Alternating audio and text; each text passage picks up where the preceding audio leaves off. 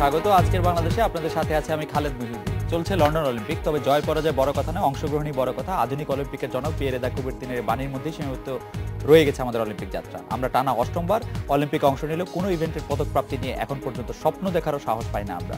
আমাদের অংশগ্রহণ আইওসির দয়ায় ওয়াইল্ড কার্ড দিয়ে। এবার আমাদের দেশ থেকে শুটিং, জিমন্যাস্টিক্স, আর্চারি, সাঁতার আর অ্যাথলেটিক্সে 5 জন প্রতিযোগী অংশ নিচ্ছেন। এরই মধ্যে ভালো ফলের সম্ভাবনা থাকা শুটিং, জিমন্যাস্টিক্স, আর্চারিতে আমাদের প্রাপ্তি শূন্য।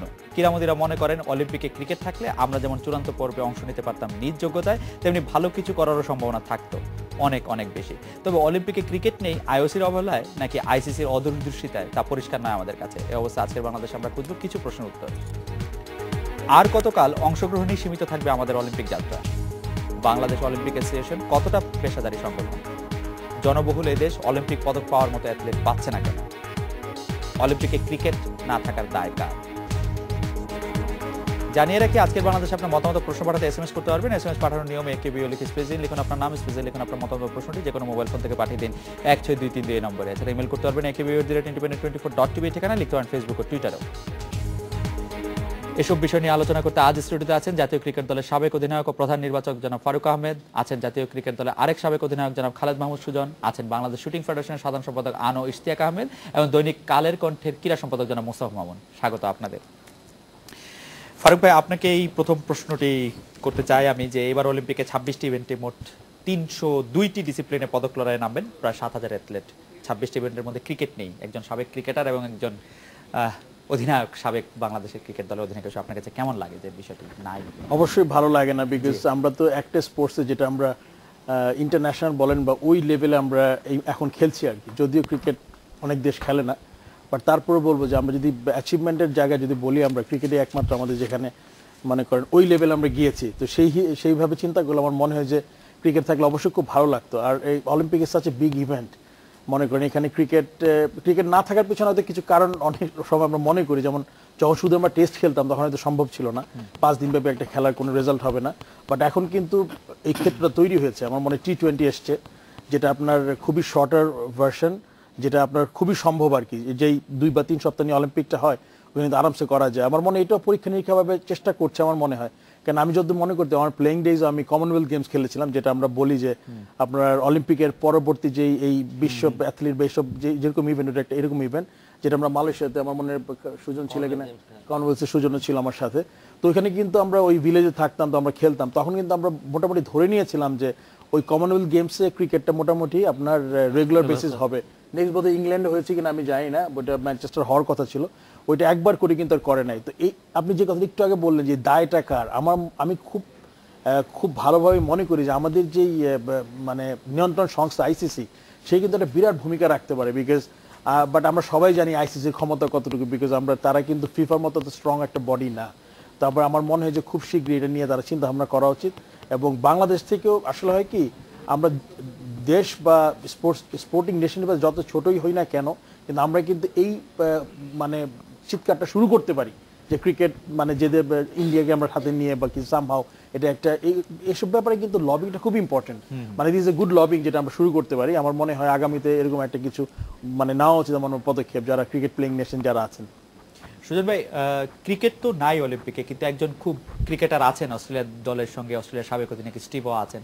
তিনি ব্র্যান্ড অ্যাম্বাসেডর হিসেবে আছেন দলের সঙ্গে, কারণ অস্ট্রেলিয়া অনেক ধরনের খেলা থাকলেও ক্রিকেটে তাদের সাফল্যটা সবচেয়ে বেশি ধারাবাহিক, সেই জন্য স্টিভওয়াকে টিমে অন্তর্ভুক্ত করা হয়েছে। বাংলাদেশ দলেও তো ক্রিকেটে যেমনটি ফারুক ভাই বলছিলেন যে ক্রিকেটের সাফল্যই তো আসলে আন্তর্জাতিকভাবে আমাদের একমাত্র ক্রীড়া ক্ষেত্রে সাফল্য।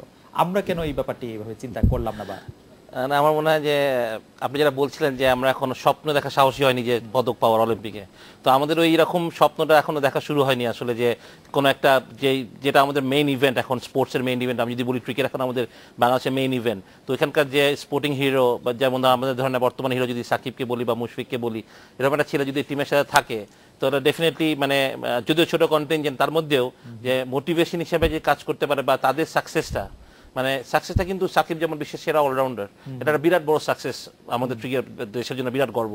তো ও যদি ওখানে থাকতে পারে বা মোটিভেশন করতে পারে, ডেফিনেটলি মোটিভেট করতে পারে একটা গ্রুপকে, সেটাই অস্ট্রেলিয়া করছে। এবং তারা আসলে অনেক মানে সবচেয়ে বড় কথা যে অলিম্পিক একটা খুব বড় একটা ইভেন্ট, এবং এটা নিয়ে যে চিন্তা ভাবনাটা অনেক, এটা কিন্তু এই চিন্তা ভাবনাটা অনেক আগে থেকেই প্রত্যেকটা দেশই করে। আমার মনে হয় যে আমি বলতে পারবো না, আমি অলিম্পিকের ফেডারেশনের ইশতিয়াক ভাই আছেন, বলতে পারবেন ভালো যে, বাট আমার মনে হয় যে আমাদের প্রস্তুতিটা যেমন হয়তো যখন অলিম্পিক আসে 2-3 মাস আগে প্রস্তুতিটা খুব তোড়জোড় লেগে যায় আমাদের, বাট প্রত্যেকটা আপনি যদি মানে চীনকে আমরা উদাহরণ হিসেবে নিই, তো আপনি দেখেন তাদের প্রস্তুতিটা কিন্তু খালি 3 মাস 4 মাসের জন্য না, তারা লং টাইম চিন্তা করে আসছে তাদের কে পোটেনশিয়াল প্লেয়ার আছে, 4 বছর পর কে স্বর্ণপদক পেতে পারে, কে এই ইভেন্টে ভালো করে, তাদের জন্য কারণ ইন্ডিভিজুয়াল স্পোর্টস। মানে আপনি যদি আমরা যেমন শুটিং বলেন বা আর্চারি বলেন, এটা কিন্তু সাঁতার বলেন, ইন্ডিভিজুয়াল স্পোর্টস, এখানে কিন্তু ডেভেলপ করা খুব মানে একজনকে নিয়ে কাজ করলে কিন্তু ডেভেলপ হবে না কেন।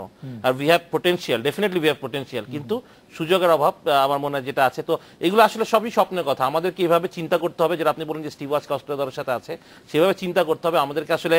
ওই যে মানে এটা বাংলাদেশের স্পোর্টস, খালি ক্রিকেট না ফুটবল না, আমরা এইভাবে সবসময় চিন্তা করি যে ক্রিকেট আমার, ফুটবল আমার, আমার হয়ে যায় আমরা সবখানে গেলেই সব, মানে এটা আমাদের এখন দেশের একটা সবচেয়ে বড় সমস্যা আমার মনে হয়। তো আমার না করে যদি স্পোর্টসটা যদি আমরা সবাই ডেভেলপ করতে পারি, এবং পৃষ্ঠপোষক দরকার আসলে, খালি এটা বলে লাভ নেই, পৃষ্ঠপোষক শুধু ক্রিকেট ফুটবলে যেহেতু আমরা ইন্টারন্যাশনাল খেলছি বলে আসছে, বাট আমার মনে হয় যেহেতু অলিম্পিকে আমরা বড় ইভেন্টে আমরা যাচ্ছি, ওখানে পৃষ্ঠপোষকের প্রয়োজনটা খুবই জরুরি। আমি একটু ইশতিয়াক ভাইয়ের কাছে আসবো। আমাদের দুইজন দর্শক, আমাদের অনেক দর্শক বিভিন্ন মতামত পাঠিয়েছেন, আমরা দুইজন দর্শকের একটু মতামত আমি পড়ে শোনাতে চাই। ডক্টর সাজু, তিনি বলছেন বাংলাদেশ অলিম্পিক মানে কর্তাবাবুদের ফ্যাশন, বিলাসিতা আর শপিং এর কম্বিনেশন।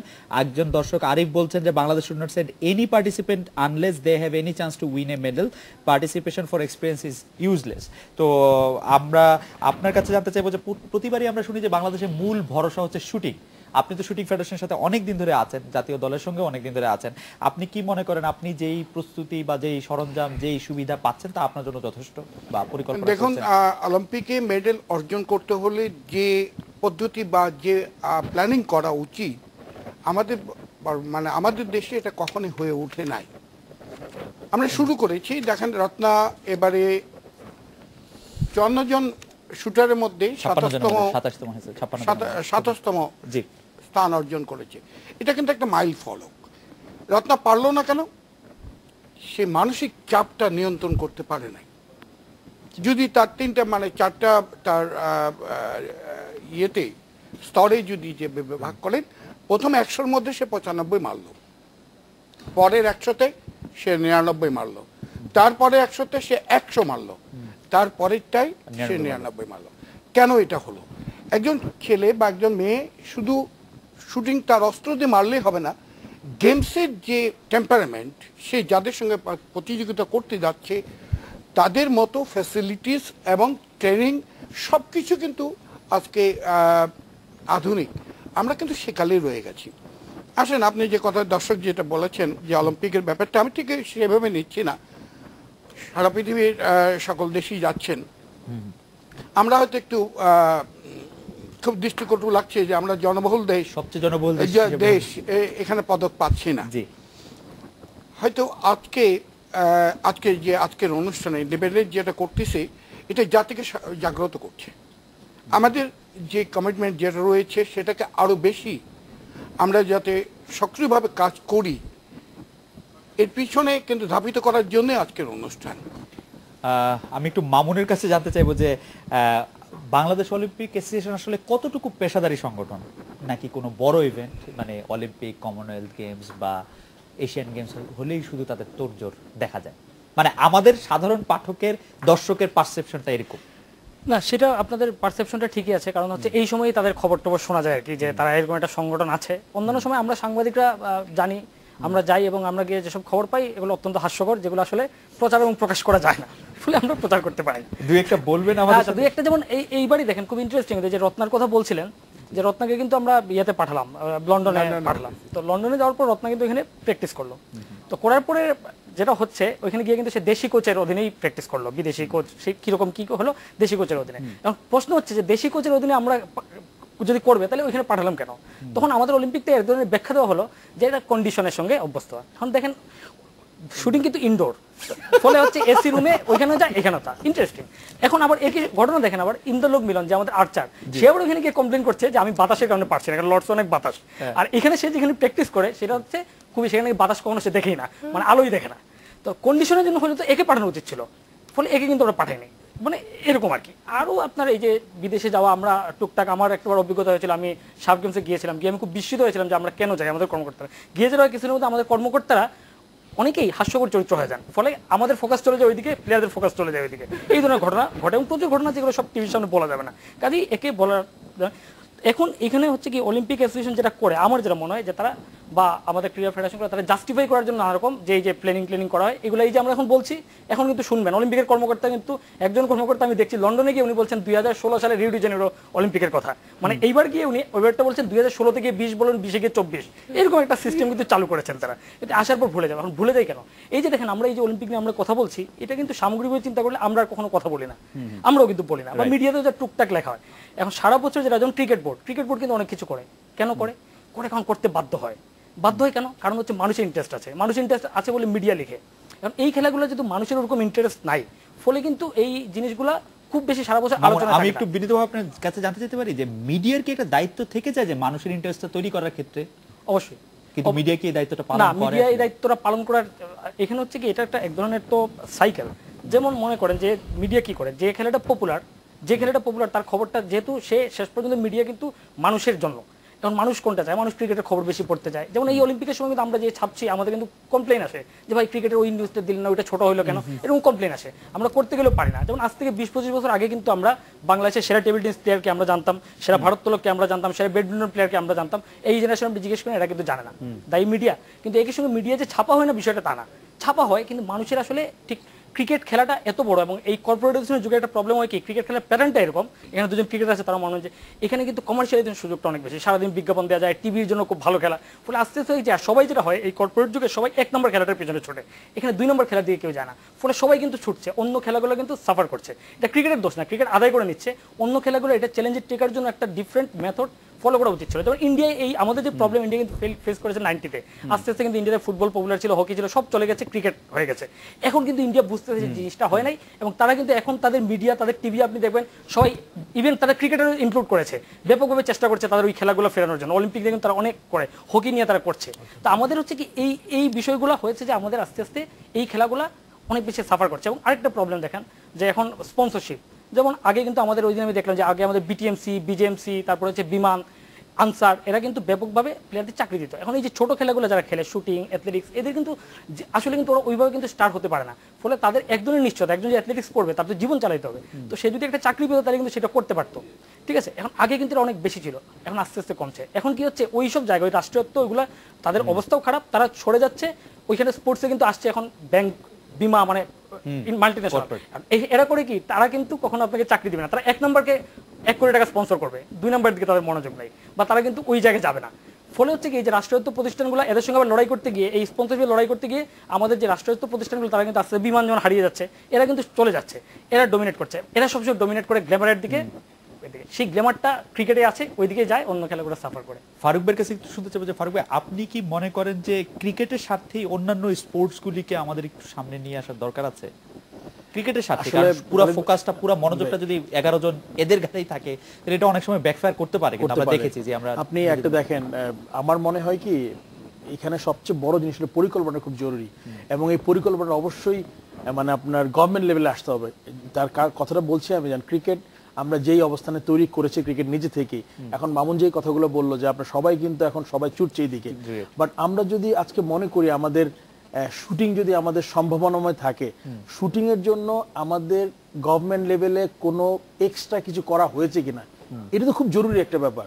আজকে আপনি যদি প্রায়োরিটি চিন্তা করেন, আমি যদি আজকে প্রায়োরিটাইজ করি যে আমার স্পোর্টসের মধ্যে ঠিক আছে, ফুটবল খুব জনপ্রিয় ছিল, এখন ক্রিকেট ওই জায়গাটা নিয়েছে এবং ক্রিকেট একটা জায়গায় অ্যাচিভ করেছে, মানে ওনাদের যদি মানে অ্যাচিভমেন্ট চিন্তা করেন, কিন্তু যদি আমি তারপরে মনে করি শুটিং আমার সম্ভাবনা আছে, শুটিংকে কিন্তু আমার যেই বরাদ্দটা আমাদের থাকে ম্যাক্সিমাম কিন্তু ওইটাতে কিন্তু আমাদের ইয়ে করা উচিত, যেটা খালিদ একটু সুজন উল্লেখ করেছে যে প্রত্যেকটা দেশ কিন্তু তাদের এই লেভেলে পার্টিসিপেট করবে, এবং তারা কিন্তু একটা 8 বছরের ছেলে একটা দেশ কিন্তু তাদের এই লেভেলে পার্টিসিপেট করবে, এবং তারা কিন্তু একটা 8 বছরের ছেলে বা মেয়েকে চিন্তা করে 16 যখন হবে তখন কিন্তু ওই ইভেন্টে সে একটা চান্স আছে।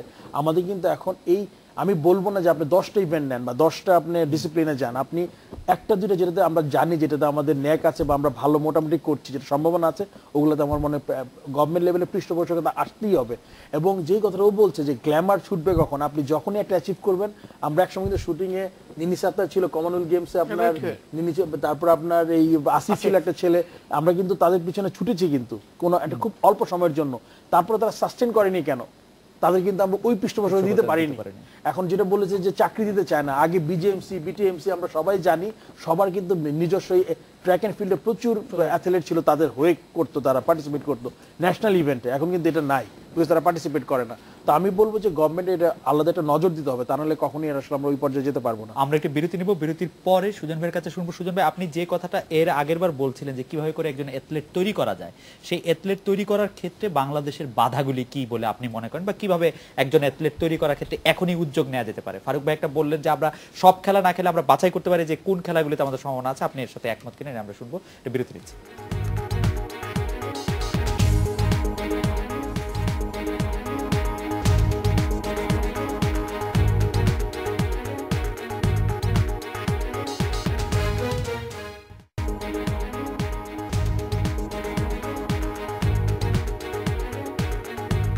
বিরতির পর ফিরে এলাম আজকের বাংলাদেশে। সুজন ভাই, আপনার কাছে জানতে চাইছিলাম যে একজন খেলোয়াড় তৈরির ক্ষেত্রে সবচেয়ে বড় চ্যালেঞ্জ বা প্রতিবন্ধকতাগুলি কি? আমি প্রথমেই বলি যে যারা এইসব স্পোর্টস খেলছেন তাদেরকে আমি প্রথমেই থ্যাংক ইউ দিই, কারণ আমাদের দেশে এত পপুলার না। সবাই কিন্তু ক্রিকেট বা ফুটবল বা হকির দিকে আমরা ছোটবেলা থেকে কি হয়, আমি ক্রিকেট খেলবো, আমি ফুটবল খেলবো, বাট ওরা যে স্পোর্টসে আসছেন সেটা সবচেয়ে বড় কথা, তারা প্রশংসার দাবিদার। কিন্তু যেটা হচ্ছে যে আপনি যদি এখন একটা ছেলেকে যদি ছোট থেকেই শুরু না করেন, যে কারণ আপনি যদি বলেন শুটিং এর কথা বলেন, যদি এখন ট্রেনিংটা কি, আপনি তো এটা রেগুলার প্র্যাকটিস অঙ্কের মতন আর কি, প্র্যাকটিস করলে আপনি একসময় ভালো করবেন। তা আমাদের যেমন, তারপর যেটা মামুন ভাই বলছিলেন এই মাত্র, যে আর্চারিতে লন্ডনে গিয়ে দেখলো ওখানে বাতাস আছে, এখানে যে প্র্যাকটিস করতে বাতাস নাই।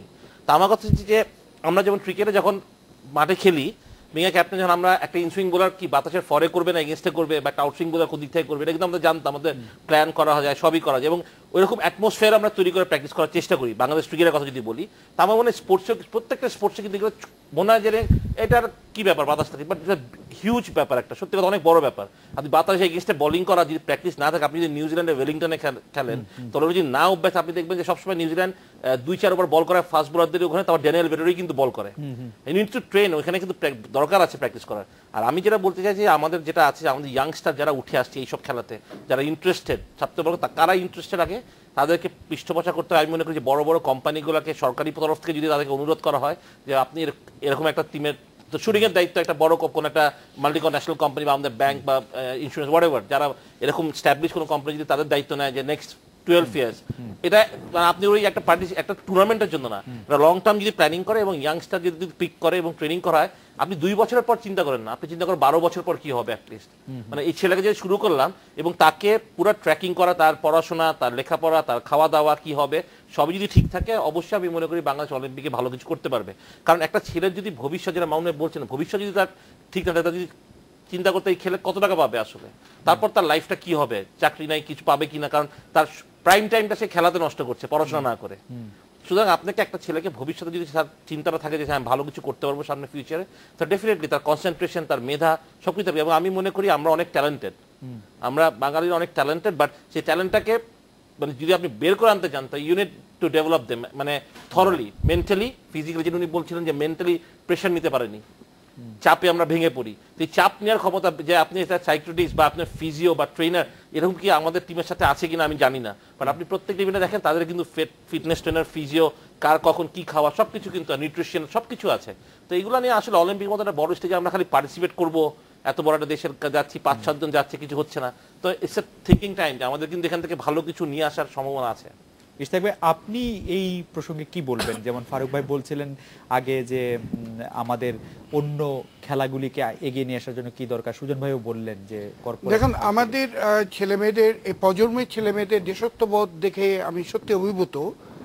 কারণ আমরা আমাদের সময় চিন্তা করতাম যে আমি বড় হয়ে কি হব, কিন্তু এখনকার ছেলে মেয়েদের মধ্যে একটি আগ্রহ রয়েছে দেশের জন্য কিছু করার, সেটাকে আমাদের ক্যাশ করতে হবে, এটা মুখ্য কথা। রত্নার পরিবার যদি ধরেন, আব্দুল্লাহ বাকি ধরেন, আসিফ ধরেন, যারা এখন জন্মার শুটার রয়েছে, এটা কিন্তু সব মিডল ক্লাস ফ্যামিলি থেকে আসছে। তাদের চিন্তা হলো আমি দেশের জন্য একটা মেডেল নিয়ে আসবো, এটা আমার জন্য গৌরবের বিষয়। আমি মনে করি যে আমার ফেডারেশন, এরপরে আসেন ক্রীড়া পরিষদ, অলিম্পিক বা স্পোর্টস মিনিস্ট্রি বলেন, আমরা কিন্তু তাৎক্ষণিকভাবে কিছু পাই, গেম আসলেই মনে হচ্ছে যেন মেডেল পাওয়া যায় রাস্তায় বা গাছে ঝুলানো রয়েছে, আমি টান দিয়ে নিয়ে নিব।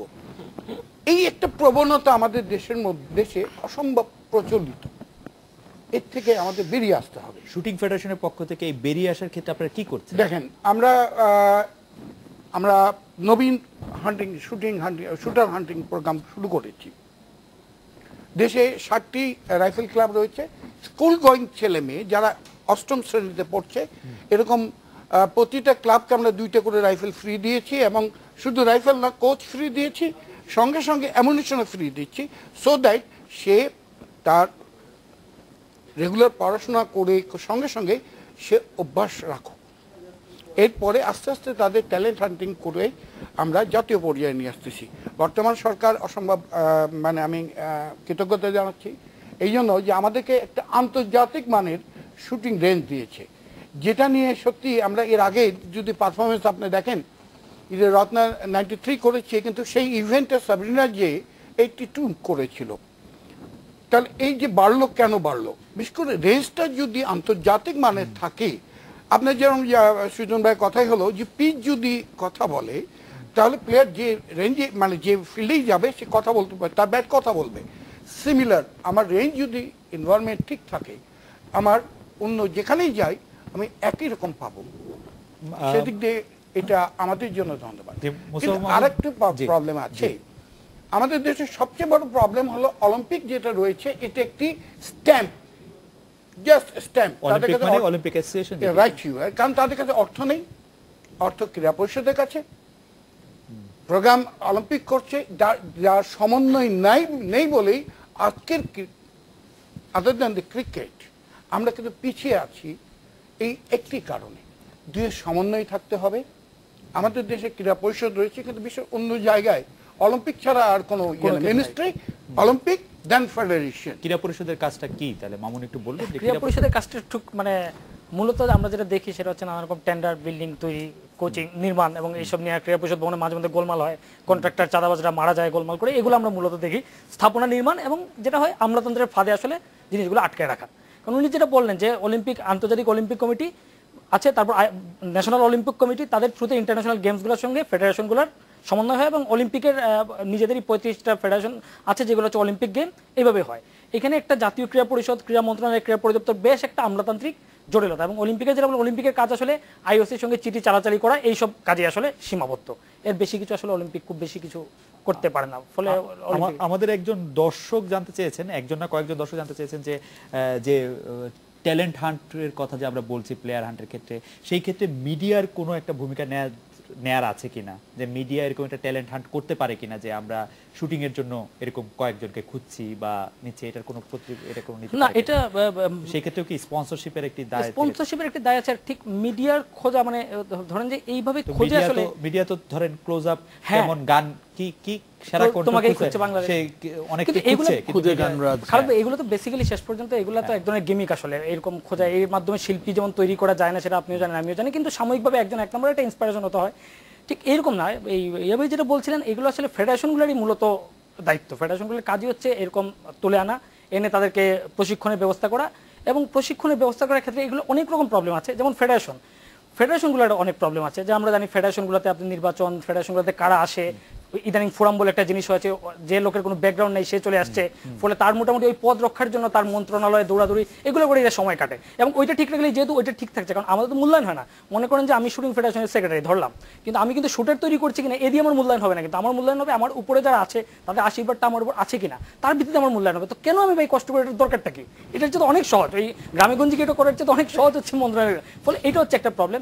তারপরে হচ্ছে ফেডারেশনগুলোর এই প্রবলেমের বাইরেও যে প্রবলেমটা, সেটা হচ্ছে যেমন এই শুটিং ফেডারেশন, সেইখানে নিয়েও কিন্তু বেশ মামলা মোকদ্দমা ইত্যাদি অনেক কিছু চলেছে, আমরা জানি। তো এগুলো ডেফিনেটলি এফেক্ট করে, কারণ যে শুটিং ফেডারেশনের যে সেক্রেটারি বা প্রেসিডেন্ট, তার যদি মানে আগের প্রতিপক্ষের সঙ্গে মামলা করতে হয়, সেগুলো পত্রিকায় প্রেস রিলিজ পাঠায়, পাল্টা প্রেস এগুলো হয়। ফলে এই জায়গাটাও কিন্তু একটা বড় প্রবলেম। ফলে আমাদের যে ফেডারেশনগুলো যেভাবে নির্বাচিত হয়, যে প্রক্রিয়া হচ্ছে, এডহক কমিটি হলেও কিন্তু আপনার সরকারি লোকজন বসে যাচ্ছে, আর এখন নির্বাচিত কমিটি হলে এটা শুরু হচ্ছে আরেক রকম প্রবলেম।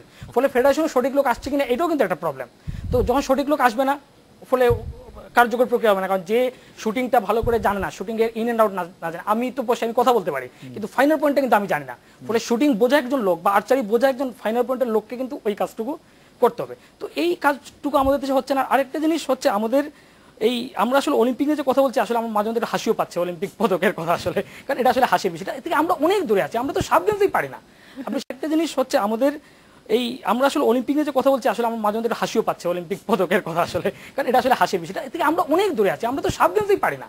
আপনি সাব গেমসই তো নিজেদের দেশে হলে কিছু কিছু পারি, কিছু কিছু ইভেন্টে। আপনি এশিয়াডে আমাদের কি অবস্থান, এশিয়াডে কিন্তু 86-এ আমরা একটা ব্রোঞ্জ পেয়েছিলাম, আমার যত মনে করতে পারি বক্সিং এ মোশাররফ, আপনার মনে আছে বোধহয়। তো এরপরে কিন্তু দেখেন আমরা কাবাডি, সেটা তো আমাদের গেম। এছাড়া কিন্তু ওই জায়গায় যখন 86 আমরা ব্রোঞ্জ পেলাম, তারপর তো আমাদের একটু বেটার করা উচিত ছিল, তখন তো একটা ইন্সপিরেশন তৈরি হচ্ছিল, কিন্তু দেখেন আমরা কিন্তু করিনি। কারণ এই গেমসগুলো প্রবলেম হচ্ছে, এগুলো জনপ্রিয় খেলা না বলে সারা বছর আলোচনায় থাকে না। গেমসের আগে আসলে বিদেশ যাত্রা জায়েজ করার জন্য নিজেদের যাওয়া, আমি বলবো বেশিরভাগ এটা জায়েজ করার জন্য একটা টিম পাঠানো হয়, এবং যেহেতু সবাই জানবে তখন কোনো ধরনের একভাবে একটা প্র্যাকটিস তালে করে একটা করার চেষ্টা করা হয়। তারপর ওইখান থেকে এসে কিন্তু পরের বারে স্বপ্ন শোনানো, এবং যেটা হবে আমরাও ভুলে যাবো, আমরাও মনোযোগ দিব না, 4 বছর পর আমরা আবার যাবো তাদের কাছে, এবং এই চলতে থাকবে।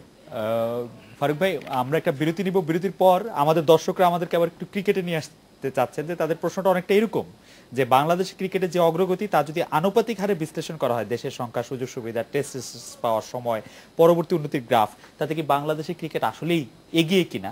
এবং আরেকজন দর্শক এটাও মনে করে দিয়েছেন যে আমরা যে এত অলিম্পিক করছি, আমরা তো খুব সহজে স্কটল্যান্ড এবং কার সঙ্গে জানি হল্যান্ডের মতো দলের সাথে, র্যান্ডম দলের সঙ্গে হেরে গেলাম টি20-তে। এটা নিয়ে আমরা একটু আপনার এবং সুজন ভাইয়ের কমেন্ট শুনবো। এটা বিরতি নিচ্ছি, বিরতির পর ফিরে এসে।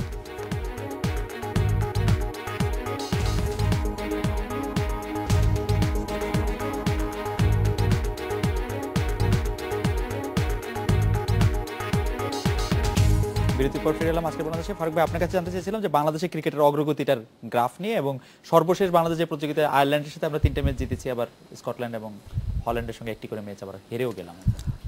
আসলে প্রথমে বলতে হবে যে আপনি যদি বাংলাদেশ ক্রিকেটের মানে কতটুকু অগ্রগতি হয়েছে, ডেফিনেটলি অনেক অগ্রগতি হয়েছে। এটা ইটস এ ফ্যাক্ট দ্যাট আমরা 2000 আমরা টেস্ট খেলছি, 2000 থেকে মানে আপনার ফুল মেম্বার হয়েছে আইসিসি, এবং তারপরে যদি আপনার পারফরমেন্সের গ্রাফও দেখেন, আমরা 2007-এ সেকেন্ড রাউন্ড খেলেছি, তারপর আপনার এবার এশিয়া কাপে আমরা রানার্স আপ হয়েছি, এবং ইন্ডিয়া, শ্রীলঙ্কা দুটো টিমকে হারিয়েছি, পাকিস্তানকে দুবারই হারাতে হেরে গেছি।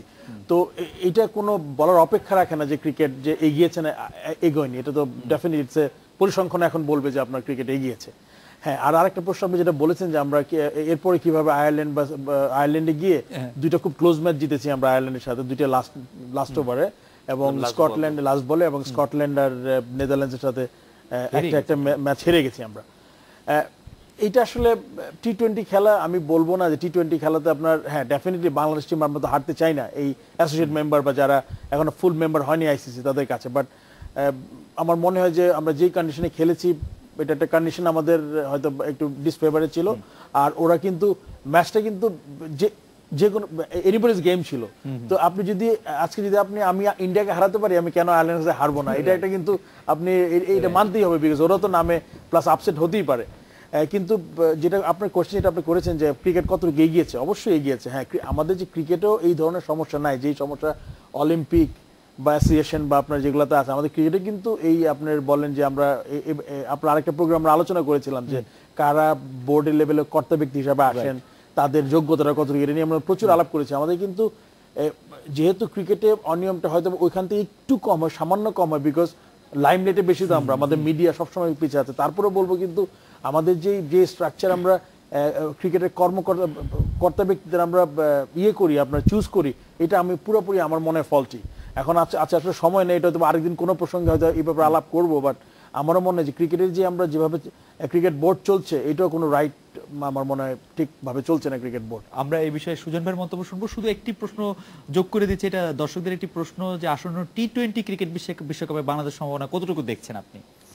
প্রস্তুতি ম্যাচ ইউরোপীয় কন্ডিশনে হলো, কন্ডিশনের বিষয় না আসলে ওই যে আবার কন্ডিশনের বিষয়টা চলে আসে, বাট আমি মনে করি ইটস আ হ্যাবিট। না আমার মনে হচ্ছে যে একটা টিমকে মানে মোমেন্টামটা তৈরি করাটা ইম্পর্টেন্ট। কারণ টি-20 বিশ্বকাপ যেহেতু সেপ্টেম্বরের আগে আমরা কোনো যেতেও পারছিলাম না, সেটা মোমেন্টাম তৈরি করার জন্য আমার মনে হয় টুর্নামেন্টগুলোতে খেলেছি আমরা, এবং উইনিং একটা হ্যাবিট। আপনি যেই টিমের সাথে খেলেন, যদিও ইটস ভেরি আনফর্চুনেট যে আমরা স্কটল্যান্ড এবং নেদারল্যান্ডের সাথে হেরে গেছি, বাট সেকেন্ড ম্যাচটা যেভাবে বাংলাদেশ আয়ারল্যান্ডের সাথে জিতলো, ওই ম্যাচটা আমি ফারুক ভাই মাঠে ছিলাম, আমরা দুটো ম্যাচ দেখেছিলাম, লাস্ট দুইটা ম্যাচ। তো দ্যাট ইজ আমার কাছে ওই ম্যাচটা খুব ভালো লেগেছে, যে আমরা যে একটা সিচুয়েশন থেকে ম্যাচটা জিতেছি, বা যেখানে ওদের 18 বলে 23 রান 6 উইকেট হাতে আছে, ওখান থেকে একটা ম্যাচ জিতাটা, মানে this is shows the character actually. But আমি একটা কথা খালি বলতে চাই যে আমরা যতটা আশা করেছিলাম আজকে এই মুহূর্তে দাঁড়িয়ে ক্রিকেট যেখানে যাওয়ার কথা ছিল সেখানে আমরা পৌঁছতে পারিনি, মানে এটা আমার মূল্যায়ন আর কি। যে আমি মনে করি যে ওয়ান ডে ক্রিকেটে হ্যাঁ definitely we improve as a one day unit, we are a very good unit. But আপনি দেখেন আমরা টেস্ট নেশন হিসেবে কিন্তু এখন এই 12 বছরে কিন্তু আমাদের সাকসেসটা খুবই কম, এবং আমরা কিন্তু সাকসেস না থাকুক আমরা ভালো ক্রিকেটও খেলতে পারছি না ওখানে। দেখা ম্যাক্সিমাম আমরা কিছু, হ্যাঁ এটা কারণটা হচ্ছে আমাদের স্ট্রাকচার। কিন্তু আমাদের ওয়ান ডে ক্রিকেটটা আমরা এত খেলছি এবং স্ট্রাকচারটা ভালো উইকেটে খেলা হচ্ছে, রেগুলার আমরা মানে ভালো বোলিং খেলছি, বা ফরেন প্লেয়ার আসছে, এখন আমাদের ওয়ান ডেতে ফরেন প্লেয়ার আসছে, ভালো প্লেয়ার আসছে, কিন্তু ফার্স্ট ক্লাস ক্রিকেটের 4 ডে ম্যাচে উই আর ট্রাইং ভালো করার জন্য। কিন্তু আমি মনে করি প্রিমিয়ার লিগে 3টা ফরেন প্লেয়ার অ্যালাউ না করে ফার্স্ট ক্লাস ক্রিকেটে 2টা করে ফরেন প্লেয়ার অ্যালাউ করুক, এবং কোয়ালিটি ফরেন প্লেয়ার অ্যালাউ করতে হবে, যেখানে বোর্ড থেকে বলতে হবে না এখানে 2টা করে ফরেন প্লেয়ার দিতে হবে। তাহলে যদি আপনি ভালো একটা ফাস্ট বোলার আসুক, যেখানে আপনি ভালো ফাস্ট বোলিং খেলতে পারবেন। বাট ওয়ান ডেতে আপনি এখন কিন্তু আমাদের ফরেন প্লেয়ার কমিয়ে দেওয়া উচিত, এটা আমার মতামত সম্পূর্ণ। বিকজ আমি মনে করি এখানে আমাদের যেটা এই বছর হলো, যেমন 3-12 36টা প্লেয়ার খেললো ফরেন প্লেয়ার প্রত্যেক দলে, 36টা আমাদের লোকাল ছেলে যারা কিনা আমাদের ফিউচার প্রমিজিং প্লেয়ার্স, তারা কিন্তু মাঠের বাইরে বসেছিল। বিং আ কোচ বা ম্যানেজার হিসেবে যখন আমার টিমটা নামিয়ে ঘুরে যাই, তখন দেখি আমার 7টা ইয়াংস্টার মাঠের বাইরে বসে আছে। এটা আমার জন্য খুব একটা ভালো কিছু না, বাংলাদেশ ক্রিকেটের জন্য ভালো কিছু না। আর আপনি একটা প্রশ্ন করেছিলেন, আমি এটা ভুলে গেছি, প্রশ্নটা ছিল না আমি মনে করছি টি-20 ক্রিকেট বিষয়ে। আমি মনে করি শ্রীলঙ্কাতে আমাদের ভালো মানে আমরা এবং দর্শকদের প্রশ্নটাকে ইয়ে করে দিয়েছে যে খেলাটা, এটা আপনি আগে বলেছেন যে শ্রীলঙ্কায় খেলাটার মধ্যে আমরা ইউরোপীয় কন্ডিশন, হ্যাঁ ইউরোপে ওটা একটা মোমেন্টাম তৈরি করার জন্য আমার মনে হয় যে সেটা একটা খারাপ দিক ছিল, যেহেতু আমরা খেলা পাচ্ছিলাম না। বাট আমি মনে করি শ্রীলঙ্কাতে আমাদের সাকসেস হওয়ার অনেক কারণ আছে, কন্ডিশন বলেন, যেটাই বলেন, ওয়েদার বলেন, সবকিছু বলেন, এবং আমরা কিন্তু ভালো দল। আমরা যদিও নেদারল্যান্ড স্কটল্যান্ডের সাথে হেরেছি। আমাদের একজন দর্শক এইমাত্র একটা প্রশ্ন করলো যে আমরা মেন্টালি কতটা স্ট্রং। দিস টিম ইজ দল ভালো, সেটাতে আমাদের কোনো সন্দেহ নেই, এই টিম স্ট্রং। আমি মনে করি এই টিমটা মেন্টালি স্ট্রং। কিছু কিছু ঘাটতি আছে ডেফিনেটলি, নতুন কোচ এসেছেন রিচার্ড পাইভার্স, হয়তো ওনার জন্য খুব ভালো হয়েছে এই টিমটাকে এই যে ট্যুর খেলাগুলো দেখতে পেলো, কার কিরকম কে কিরকম ভাবে সিচুয়েশনকে হ্যান্ডেল করে। 2020 ইটস মোমেন্টাম একটাবার চেঞ্জ হয়ে গেলে ইটস ডিফিকাল্ট। সুতরাং এই যে আপনি কে কোথায় ভালো করতে পারবে, তা আমি মনে করি যে আমাদের হাতে সময় আছে, বাংলাদেশ হয়তোবা এর মধ্যে ট্যুরেও যাবে, হয়তোবা খেলবে কিছু ম্যাচ। তার আগে আমি মনে করি শ্রীলঙ্কা যাচ্ছে ছেলেরা, হয়তোবা আপনার একটা শ্রীলঙ্কা এসপিএল হচ্ছে, ওখান থেকে একটা সাকিব আমাদের 5টা প্লেয়ার খেলতে যাচ্ছে, একটু অ্যাডভান্টেজ তখন থেকে তৈরি হবে। তাই বিলিভ যে আমরা ইনশাল্লাহ, আমাদের গ্রুপে নিউজিল্যান্ড পাকিস্তান আছে, দুইটা আমার তো মনে হয় যে নিউজিল্যান্ডের সাথে আমাদের যেটা উচিত টি-20, আমরা we are very much capable to beat শ্রীলঙ্কার কন্ডিশন। আর পাকিস্তান সবসময় আনপ্রেডিক্টেবল আমরা জানি। তো আমরা যদি আমাদের বেস্ট ক্রিকেটটা খেলতে পারি, we have some very good players, quality players, এবং 2020 যেটা ফারুক ভাই বললেন এনিবডিজ গেম, ভালো ক্রিকেট খেলে আমরা যদি ওই দিনটা ভালো খেলি, তো উই আর ক্যাপেবল, আমরা মনে ভালো কিছু করা সম্ভব। একজন দর্শক আমাদের কাছ থেকে জানতে চাচ্ছেন, আমাদের রিসার্চ টিম এরকম মনে করছেন যে শুটিং টিমে আমরা একসময় ভারতের এট পার ছিলাম শুটিং এ, এখন ভারত আমাদের চেয়ে অনেক এগিয়ে গেছে, এটার কারণ আপনি? ভারতীয় শুটিং ফেডারেশনের বাজেট আমাদের জাতীয় বাজেটের সমতুল্য, এবং বাজেট ভারত যখন খেলা শুরু করে নাই তখন আমরা শুরু করে, তার আগে থেকে শুরু করেছিলাম, তখন আমাদের প্রাধান্য ছিল। কিন্তু নিকটের যদি আপনি পারফরমেন্স দেখেন, ইন্ডিয়ান মেয়েরা কিন্তু এই অলিম্পিকে যেতে পারে নাই, মানে ERFL ওমেনে, কিন্তু রত্না জিতে পেরেছে। দিস ইজ ইট মিনস, আমি বলতে চাচ্ছি না তাদের সমতুল্য, আমরা কিছু কিছু ক্ষেত্রে তাদের থেকে এগিয়ে যাচ্ছি। কমরেড শুটিংয়ে আমরা 2টা মেডেল নিয়ে আসছি, এই রত্না সাদিয়া নিয়ে আসছে, তার মানে কি তারা তো ওই দে আর ক্যাপেবল। আমাদের দরকার যেটা, যে আমরা ভারতের মতো মানে এত বড় চাই না, আমরা চাই যে এই যে আমাদের মেধাগুলো আছে, এতে পরিচর্যাটা যাতে একটু সুন্দর সঠিকভাবে হয়। আপনার কাছে আসলে আমাদের রিসার্চ টিমের একটি প্রশ্ন আছে, যে একটা তো আছে যে আমরা খেলায় পারি না, কিন্তু আমরা দেখেছি যে বিদেশে গেলে আমাদের অ্যাথলেটরা, সাঁতারুরা অনেক সময় প্রতিযোগিতা ছেড়ে পালিয়ে গিয়েছেন, আমাদের অনেক এরকম ঘটনা ঘটেছে। এইটার কারণ আপনি কি বলে মনে করেন? আর একটা হচ্ছে যে ক্রিকেটে পেসার হান্টিং হয়ে আমরা শফিউলকে পেয়েছি, ওরকম তিনি আবারও এই প্রশ্নটি করছেন যে মিডিয়ার যদি সাহায্য করে তাহলে এরকম অ্যাথলেট হান্টিং সম্ভব কিনা। আচ্ছা, প্রথম প্রশ্নটা হচ্ছে বিদেশে গিয়ে পালিয়ে যাও। বিদেশে গিয়ে পালিয়ে যাওয়া প্লেয়ারদেরটা আসলে এটা বাংলাদেশের আর্থসামাজিক প্রেক্ষিতের সঙ্গে সংশ্লিষ্ট, এবং হচ্ছে প্লেয়ারটা যেহেতু ন্যাশনাল স্টার ফোকাস হয় এই জন্য আমরা দেখি না। আমাদের কিন্তু আরো অনেক পেশার অনেক লোকজন বিদেশে গিয়ে পালিয়ে যান, বিভিন্ন পেশার, আমি পেশারগুলোর কথা বলছি না, অনেক সম্মানজনক পেশার লোকজন কিন্তু বিদেশে গিয়ে পালিয়ে যান। এখন প্লেয়াররা কারা যায় আপনার কিন্তু দেখতে হবে যে একটা ছেলে, যেমন আমরা খুবই আনফর্চুনেট, আমি যখন চিন্তা করি আমরা ভাবি আমাদের বিমল চন্দ্র তরফদার আমাদের একজন অসাধারণ অ্যাথলেট ছিলেন যিনি 93 সাব গেমসে ছিলেন, তিনি কিন্তু বিদেশে গিয়ে পালিয়ে গিয়েছেন। এবং আমরা একবার খোঁজ করেছিলাম আমাদের পত্রিকাতে এবং দেখলাম যে জীবন তিনি যাপন করেন অত্যন্ত কষ্টের জীবন, তার চেয়ে বাংলাদেশে অন্তত যাই হোক সম্মানটা অনেক বেশি থাকতো। কিন্তু আবার যখন আমরা তার ফ্যামিলির খোঁজ করলাম তখন দেখলাম যে তার ফ্যামিলি অনেক হ্যাপি, কারণ সে ওখান থেকে অনেক টাকা পাঠায়। এই টাকাটা সেখানে থাকলে তাকে সবাই বিমল চিন্তা, মাঝে মধ্যে এই অলিম্পিকের টক শোতে আসতো, আমরা ইন্টারভিউ করতাম, কিন্তু তার ফ্যামিলি কিন্তু ভালো থাকতো না। ফলে এটা কিন্তু খুব কঠিন একটা বাস্তবতা, ঠিক আছে। এখন এবং আমরা যতটুকু জানি যে যারা বিদেশে পালিয়ে গেছেন তাদের নিজেদের কিন্তু এই দুঃখ হয় যে তাদেরকে কেউ চেনে না, এখানে থাকলে অন্তত সম্মানটুকু পেত, কিন্তু বাস্তবতার কারণে কিন্তু কোনোভাবে এটা, তারপরেও কোনোভাবে কিন্তু এটা সমর্থনযোগ্য না। কারণ হচ্ছে অন্য যে কেউ পালিয়ে যেতে পারে, গিয়ে থাকতে পারে, কিন্তু যখন আমি ন্যাশনাল ফ্ল্যাগ ক্যারিয়ার হিসাবে যাব তখন আসলে আমার এক ধরনের দায়িত্ব থাকবেই, আমি যে অবস্থা থেকে যাই না কেন। কারণ আমি এই অবস্থা থেকে, আমি খুবই দরিদ্র, কিন্তু আমার দেশ তো আমাকে টাকা না দিক, আমার এই সম্মানটুকু দিয়েছে, আমি তার ফ্ল্যাগটা ক্যারি করছি। ফলে এটা খুবই মানে ইয়ে। এবং এইটার বিষয়ে যেটা হয়েছে, একটা সময় বাংলাদেশের অনেক ছিল এবং কর্মকর্তা লেভেল অনেক ক্ষেত্রে প্রবলেম ছিল, গত কয়েক বছরে কিন্তু এটা তুলনামূলক কমেছে। এবং আমার মনে হয় এখানে ক্রিকেট একটা ভূমিকা পালন করেছে, আমি মনে করি স্ট্রাইট না হলেও যে ক্রিকেটার বিভিন্ন দেশে গিয়ে ফিরে আসছে, তো এটা আমাদের অন্য খেলোয়াড়দের মধ্যে এটা হয়েছে। আগে কিন্তু তখন ক্রিকেটও যেত না, শুধুমাত্র ইউরোপিয়ান দেশে শুধুমাত্র এই অলিম্পিক টলিম্পিক হলে প্লেয়াররা যেতে পারতো, ফলে কিন্তু তাদের মধ্যে মনে হচ্ছিল যে ওইটাই ভালো। এখন কিন্তু তারা এই ক্রিকেট বা অন্যান্য খেলা যখন হয় তখন তারা মনে করে যে এটা ভালো, ফলে এটা একটু কমেছে। প্লাস হচ্ছে সামগ্রিকভাবে আমাদের কিন্তু এই জেনারেশনের যেহেতু গ্লোবটা এখন আমাদের কাছে অনেক ওপেন, আমরা বুঝতে পারি যে এখানে থেকে অনেক কিছু করা সম্ভব। এটা কিন্তু আজ থেকে 20-25 বছর আগে একটা সাধারণ ছেলের কাছে ছিল না। সে মনে করতে বিদেশে গেলে, অনেকে এই ধারণা ছিল যে বিদেশে গেলেই বোধহয় টাকা, এয়ারপোর্ট থেকে ওদের ডলার দেওয়া শুরু করে, আমাদের কাজ করতে হয় না। তো এটা একটা বিষয় ছিল। আর আপনি আরেকটা যেটা বলছেন যে পেসার হান্টিং এর মাধ্যমে তো আমরা শফিউলকে পেলাম, তো না, এটা আমরা যে- অ্যাথলেট হান্টিং না, টারে যে যদি কোনো আমরা হান্টিং না, কাজ করতে হয় না। তো এটা একটা বিষয় ছিল। আর আপনি আরেকটা যেটা বলছেন যে পেসার হান্টিং এর মাধ্যমে তো আমরা শফিউলকে পেলাম, তো না, এটা আমরা যে- অ্যাথলেট হান্টিং না, টারে যে যদি কোনো আমরা হান্টিং না, যে কোনো হান্টিং এখন একটা হতে পারে যে মিডিয়া উদ্যোগ নেবে কিনা, যে কোনো উদ্যোগ সেইটা যদি মনে করেন যে একটা ভালো উদ্যোগ হয়, মিডিয়া অবশ্যই সাপোর্ট করবে। মিডিয়া সাপোর্ট করবে দুটা কারণে। প্রথম হচ্ছে মিডিয়ারও প্রয়োজন আছে। মিডিয়ার কাজ কি? মিডিয়ার কাছে ভালো কিছু তুলে ধরা। যেমন হচ্ছে যে এই যে ফুটবল, আমি কিছুদিন আগে কিন্তু আমরা খুব খোঁজ করে রিপোর্ট করেছি যে আমাদের আলফাজ এবং বেশ কয়েকজন ফুটবলার একটা ক্যাম্প করেন, খুবই ছোট স্কেলের, কিন্তু আমি যতটুকু মনে করতে পারি যে টিভিতেও হয়েছে, পত্রিকায় হয়েছে, এবং যে এক পত্রিকা থেকে অন্যরা করেছে। এরকম যে কোনো উদ্যোগ, এটা সুজন বেড়া জানেন যে এইরকম কোনো উদ্যোগ কোচিংয়ের হলে কিন্তু মিডিয়া সর্বাত্মকভাবে সেটাকে সাপোর্ট করে এবং চেষ্টা করে। কাজে মিডিয়ার দিক থেকে পাওয়া যাবে না বিষয়টা তা না। এখন আপনি বলছেন যে মিডিয়া নিজেরা উদ্যোগ নেবে কিনা, যে একটা পত্রিকা বা একটা একটা টেলিভিশন সেই উদ্যোগটা নেবে কিনা। সেই উদ্যোগটা নেওয়ার কিছু পজিটিভ এবং নেগেটিভ দুটো দিক আছে। প্রথম পজিটিভ দিক হচ্ছে যখন একটা মিডিয়া একটা কিছু করে তখন কিন্তু media is a big strength আমাদের সোসাইটিতে। যখন আপনি আপনার টেলিভিশন থেকে যদি আপনি করেন, আপনি এটা রেগুলার দেখাবেন, তার ফলে কি হবে, এটা কিন্তু অটোমেটিক্যালি একটা মানুষের কাছে আপনি দিনের পর দিন দেখাবেন, তাকে অনুষ্ঠানে নিয়ে আসবেন, তার অনেক কিছু দেখাবেন, ফলে কিন্তু এটা একটা আছে। আবার প্রবলেম হচ্ছে মিডিয়া করলে তখন আপনি করবেন, অন্যরা ধরে নেবে, অন্য মিডিয়া ধরে নেবে যে এটা তো এদের প্রোডাক্ট।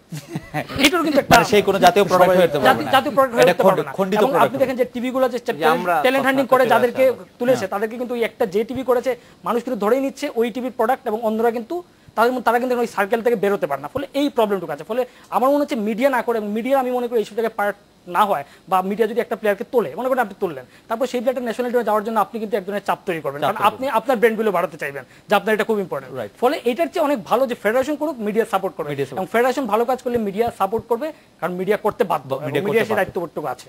আমরা আবার একটা বিরতি নিচ্ছি। ফারুক ভাই, আপনার কাছে এসে জানতে চাইবো যে ইশতিয়াক ভাইয়ের কথাটা ধরে, ইশতিয়াক ভাই বাজেটের উপর গুরুত্ব আরোপ করেছিলেন যে, এবং বাজেটটার যে একটি ফারাক সেটি বলছিলেন যে এখন বাজেট ছাড়া, বা আমরা যদি ধরে নেই যে আমরা খুব দ্রুত কোনো কর্পোরেট কোম্পানি বা সরকার এগিয়ে আসবে না, বাজেট ছাড়া এটার ক্ষেত্রে কোনো মোরাল সাপোর্ট, কোনো উৎসাহ দিয়ে কোনো কিছু করার আছে কিনা। আমরা একটা বিরতি নিচ্ছি।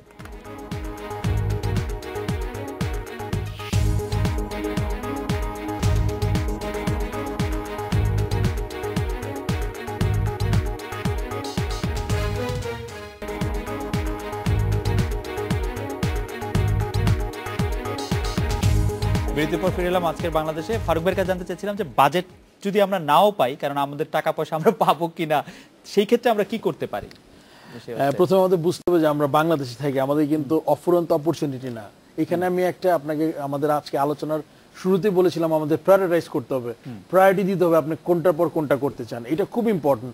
তার মানে এটা একটা প্ল্যানিং এরই কিন্তু অংশ। আজকে বাজেটের কথা বলছি আমরা, এখন আপনার বাজেট যদি আমি স্পোর্টসের, আমাদের যদি ফেডারেশন কতগুলো আপনি বলছিলেন 40টার উপরে 40টার মতো ফেডারেশন, ফেডারেশন। 40টার উপরে ফেডারেশন, আপনি যদি সব ফেডারেশনকে সমান ভাবে আপনি থোক বরাদ্দ দিয়ে থাকেন, তাইলে কিন্তু এই থোকটা যেসব ফেডারেশনের খেলাগুলো আমাদের কোনো সম্ভাবনা নেই, কোনো প্রয়োজনও নাই। তো ওইটা কিন্তু আমরা, আপনি কি আপনি যেখানে আপনার ট্যালেন্ট আছে ওইটাতে কিন্তু আমরা যতটুকু নারিশ করা দরকার ততটুকু করতে পারছি না, বিকজ আমাদের সীমিত সম্পদ। এখানেই আসবে কিন্তু আপনার গভর্নমেন্টকে খুবই ট্যাক্টফুলি ওই আপনার যেই স্পোর্টসের সম্ভাবনা প্লাস সেই সাথে যে কর্পোরেট হাউসের আমরা আলাপ করছিলাম, যে কর্পোরেট হাউসগুলোকে ওর সাথে ট্যাগ করা, এই দুইটা করলেই কিন্তু আমার মনে হয় বাজেটের যে আমাদের কনস্ট্যান্টটা আছে এবং এটা থাকবে, এটা কিন্তু আমরা কিছুটা হলেও ফুলফিল করতে পারবো, আমার যেটা ধারণা। তার মানে আমি বলতে চাচ্ছি আমাদের যেই সীমিত সম্পদ আছে ওইটা যাতে ম্যাক্সিমাম ইউটিলাইজেশন হয়, এবং যেই স্পোর্টস আমাদের সম্ভাবনা আছে ওখানকার আরো পৃষ্ঠপোষকতা দরকার, এবং এটা গভর্নমেন্ট লেভেল থেকেও যাতে আমি জানি প্রত্যেকটা ফেডারেশনে আমরা জানি পলিটিক্যাল লোক আছেন, বিকজ যেই ক্ষমতাসীন দল রুল করে সেই কিন্তু ফেডারেশন রুল করে, তো তার মানে তার কানেকশনও আছে, অ্যান্ড তার চিন্তা ভাবনা কতটুকু সুদূর প্রসারী, মানে সে কতটুকু দূরে চিন্তা করতে পারেন, সেই কিন্তু এই কাজটা ভালো কাজটাও করতে পারেন। তার সাথে ডেফিনেটলি কিছু ভালো বিজনেসম্যানের পরিচয় আছে, এবং তার চিন্তা ভাবনা বিজনেসম্যানের তার সাথে পরিচয় আছে। সে অ্যাটলিস্ট তাদের যদি নিয়ে আসেন, তাদের যদি বলেন যে এই কাজটা করেন এবং এই কাজটা উনি করবেন কিনা, এটা হলো গিয়ে সবচেয়ে বড় ব্যাপার। সুজন ভাইয়ের মন্তব্য শুনবো এই ব্যাপারে। না, আমিও ফারুক ভাইয়ের সাথে একমত। আমার মনে হয় যে আপনাকে চিন্তা করতে হবে যে কোন স্পোর্টসটা আমাদের জন্য ইম্পর্টেন্ট। মানে সব স্পোর্টসে আমাদের মাথা ঘাম না ঘামালেও আমার মনে হয় ইম্পর্টেন্ট। কারণ আমাদের যেটা, আমি যদি আছে গলফের কথাই ধরি, যে সিদ্দিকুর রহমান যদি বলেন যে এটা একটা মানে কি মানে ইন্ডিভিজুয়াল স্পোর্ট, এবং সে বাংলাদেশের ফ্ল্যাগটা কোথায় নিয়ে গেছে ওখানে। এখন কিন্তু বাংলাদেশে গলফে একজন খেলে, ভালো খেলে, এবং এর দেখা যায় কিন্তু এখন দেখবেন যে আপনি সকাল ভোর 5টা থেকে সন্ধ্যা বিকাল পর্যন্ত গলফ কোর্সগুলোতে ভরা থাকে, সবাই গলফ খেলতে ইন্টারেস্টেড। সুতরাং মেইন কথা হচ্ছে যে আপনার সবচেয়ে বড় কথা হলো ডিটারমিনেশন, এবং সাথে সাথে আমরা মনে করি যে প্লেয়ারদের ডিটারমিনেশন তারা আসছে। আর আমাদের যে বাকি যারা মানে প্রায়োরিটাইজ করা, যে এই স্পোর্টসটাকে আমরা শুটিং আছে, আমাদের আর্চারি আছে, অথবা বা আমাদের সুইমিং এর কথা আমি মাঝে শুনলে আমার খুব হাসি পেতো, যে সুইমিং এ যেমন শুনতাম যে সুইমিং আন্ডার 17 বা 19 এর ইয়ে হবে, কারণ যেটা বিসি, যেহেতু আমাদের মিরপুরের পাশে আমরা জানতাম, ওখানে বলে ওই ফ্লোরের মধ্যে ছেলেরা এসে ঘুমায়, বাচ্চা ছেলেমেয়েরা। তো উইচ ইজ ভেরি ইনহিউম্যান। আমাদের কথাটা দরকার নেই তাহলে আমার স্পোর্টস করার, যদি আমি তাকে ভালো কিছু না দিতে পারি, আমার দরকার কি সাঁতার কাটার? কারণ আমার কথা হচ্ছে যেটা আপনি দিবেন, আপনি অলিম্পিক চিন্তা করছেন, আপনি ওই স্ট্যান্ডার্ডটা মেনটেন করতে। If you don't think about the standard, আমার মতো স্পোর্টসের দরকার নেই, আমার কাছে সেটা মনে হয়। ইশতিয়াক ভাই, আপনি কি আমাদের শুটিং নিয়ে কোনো আশার কথা আমাদেরকে শোনাবেন? দেখেন, আমি শুটিং নিয়ে দীর্ঘদিন থেকে আছি। আমি মনে করি শুটিং একমাত্র সহজ সোজা রাস্তা যেখান যারা অলিম্পিক থেকে কিছু করতে পারে, এবং এই শুটারদের যদি পারফরমেন্স আপনি ওয়ার্ল্ড রেকর্ড থেকে শুরু করে নিয়ে আসেন, লাস্ট 4 বছরে আমাদের বিভিন্ন ওয়ার্ল্ড কাপ বলেন বা ওয়ার্ল্ড চ্যাম্পিয়নশিপ বলেন, এশিয়ান বলেন, এগুলোর রেকর্ড যদি নিয়ে আসেন, দেখবেন যে আমরা একটা ভালো অবস্থানে চলে গেছি। এখন আমাদের দরকার হলো এদেরকে পুরোপুরি নার্সিং করা। হ্যাঁ, সেটা শুরু হয়েছে।